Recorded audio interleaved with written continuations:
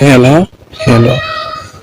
আমি তোমার friend শাকিলের EX বলতেছি। এই শাকিলের সাথে তো আমার ব্রেকআপ হয়েছে।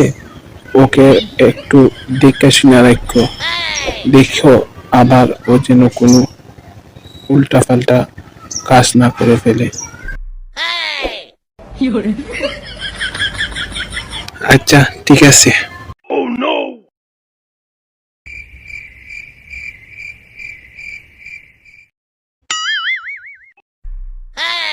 আরে কি বলো তুমি?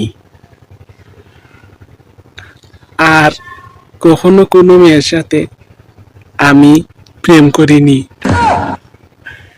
এটাই আমার প্রথম ও শেষ ভালোবাসা। I love you two.